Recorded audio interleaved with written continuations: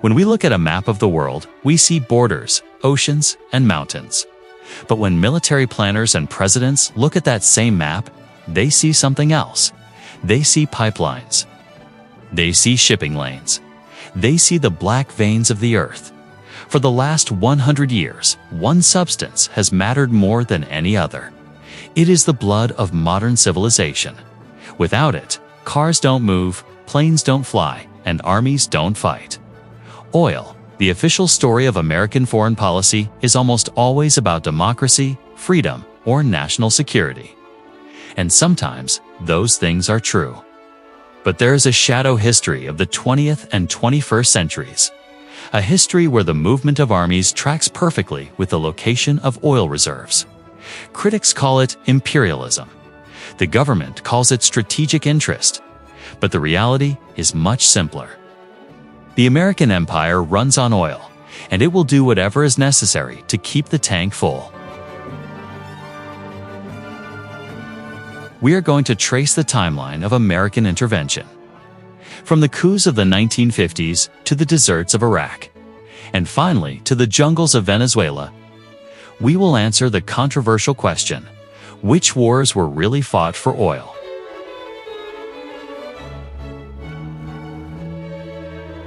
To understand the wars of today, we have to go back to the moment the United States decided that Middle Eastern oil was its business. We have to go to Iran, 1953. At the time, Iran was a democracy. They had a prime minister named Mohammad Mossadegh. He was a nationalist, beloved by his people. But he had committed a crime in the eyes of the West. He believed that Iranian oil should belong to Iranian people. For decades, the oil in Iran was controlled by the British, specifically the Anglo-Iranian Oil Company, which would later become BP. The British were taking the vast majority of the profits while Iranians lived in poverty. Mossadegh had enough. He nationalized the oil industry, kicking the British out. The British were furious, but they were broke after World War II. They couldn't invade. So, they called Washington. They told the CIA that Mossad was a communist threat. Wasn't true, but it was the magic word. President Eisenhower signed off on Operation Ajax.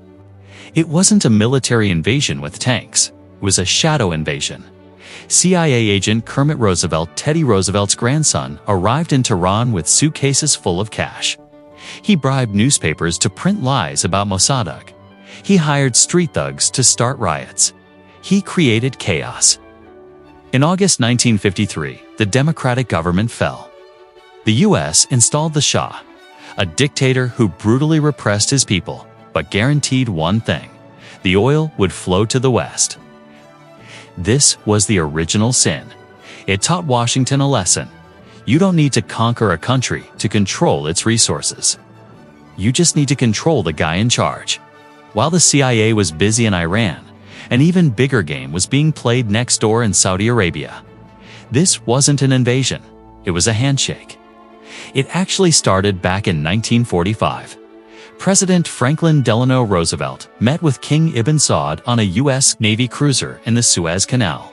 They made a deal that still rules the world today. The deal was simple. The United States would provide military protection for the Saudi royal family. In exchange, Saudi Arabia would ensure that the United States had exclusive access to its oil. But in the 1970s, this deal evolved into something much more powerful: the petrodollar. The U.S. agreed to buy oil from Saudi Arabia and provide them with weapons. In return, the Saudis agreed to price their oil only in U.S. dollars. This meant that if Japan, France, or Germany wanted to buy oil, they first had to buy U.S. dollars. This created a permanent demand for the American currency, making the U.S. economy the most powerful in the world. So, when we look at U.S. interventions in the Middle East, we have to understand that the U.S. isn't just protecting the oil, it's protecting the dollar. Any country that threatens to sell oil in a different currency becomes a target. This policy held firm until 1990, when a man named Saddam Hussein decided to break the rules. In 1990, Saddam Hussein, the dictator of Iraq, invaded his tiny neighbor, Kuwait.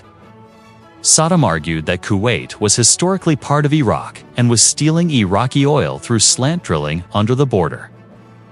But the world saw a dictator seizing one of the largest oil reserves on the planet. If Saddam took Kuwait, he would control 20% of the world's oil reserves. If he then marched into Saudi Arabia, he would control the world's economy. President George Herbert Walker Bush was very clear in private memos, though less so in public. He said, "Our way of life was at risk." The US launched Operation Desert Storm. It was a massive display of military power. They crushed the Iraqi army in 100 hours. But interestingly, they didn't march to Baghdad. They didn't remove Saddam. Why? Because at that time, the goal wasn't regime change. The goal was market stability.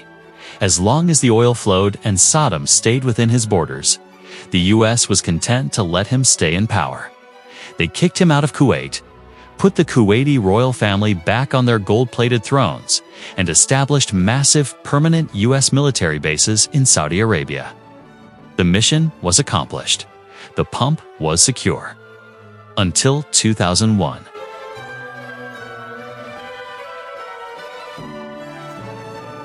This is the big one. The invasion of Iraq in 2003. We all remember the official reasons. Weapons of mass destruction, ties to Al-Qaeda. A mushroom cloud over New York. None of it was true. But if you look at what was happening before 9/11s, a different picture emerges. In the first few months of the Bush administration, Vice President Dick Cheney convened a secret energy task force. Documents released years later showed that this task force was studying maps of Iraqi oil fields. They were looking at lists of foreign suitors, companies from Russia, China, and France that were negotiating contracts with Saddam Hussein. If sanctions on Iraq were lifted, those foreign companies would get the oil, not American. When the invasion happened, it was chaotic. Baghdad was looted. Museums were destroyed. Government ministries were burned to the ground. But there was one specific ministry that US Marines were ordered to guard and protect 24/7, the Ministry of Oil. The US didn't simply steal the oil in tanker trucks. That's a movie myth. It's more subtle than that. Before the war, Iraq's oil was nationalized, completely state-owned. After the war, the US-led coalition pushed for a new hydrocarbon law that would privatize the industry. They opened the doors for ExxonMobil, BP, and Shell to sign massive service contracts. Alan Greenspan, the former chairman of the Federal Reserve, wrote in his memoir, "I am saddened that it is politically inconvenient to acknowledge what everyone knows. The Iraq War is largely about oil." The cost of this acquisition was staggering. Hundreds of thousands of Iraqis dead, thousands of American soldiers killed or wounded. The destabilization of the entire region. But for the energy giants, the Iraqi fields were finally open for business. The pattern didn't stop in Iraq. In 2011, Libya fell into civil war. Muammar Gaddafi was a brutal dictator. Yes, but he was also sitting on the largest oil reserves in Africa. Furthermore, captured emails from Hillary Clinton's private server revealed that the French and American governments were deeply concerned about Gaddafi's plan to create a gold-backed African currency, direct threat to the financial system. NATO intervened. Gaddafi was killed. Today, Libya is a broken state, but the oil flows to Europe. And then there is Syria. The war in Syria is complex, involving religion, civil uprising, and proxy wars. But look at where the US troops are stationed today. They aren't in Damascus. They aren't protecting civilians in the cities. A small contingent of US soldiers remains in eastern Syria. In 2019, President Donald Trump, in a moment of rare, blunt honesty, abandoned the usual script. When asked why troops were staying in Syria, he didn't say democracy. He said, "I like oil. We're keeping the oil." Those troops are currently sitting on the Conoco and Omar oil fields, denying them to the Syrian government and using them as leverage.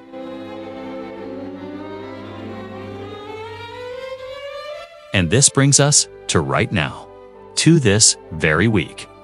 For years, Venezuela has been the elephant in the room. It sits atop the largest proven oil reserves in the world, even larger than Saudi Arabia's. Yet, under the leadership of Nicolas Maduro, that oil has been locked away from Western markets, mismanaged by corruption, and pledged to pay off debts to China and Russia. Washington watched with growing frustration as Caracas drifted further into the orbit of America's rivals. Sanctions crippled the economy, but Maduro held on. On January 3, 2026, the United States launched Operation Absolute Resolve. It was a lightning strike. Unlike the slow buildup in Iraq, this was rapid, surgical, and overwhelming.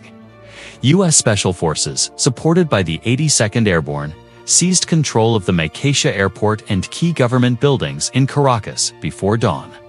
The stated goal: humanitarian intervention and restoring constitutional order. But the operational reality tells a different story.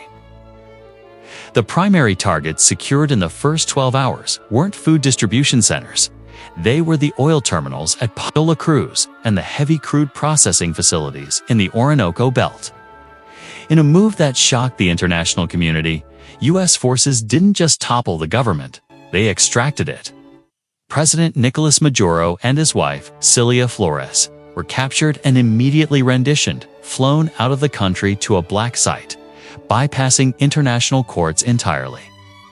The White House claims this was necessary to stop a narco-terrorist regime, but energy analysts are already pointing out the inevitable result.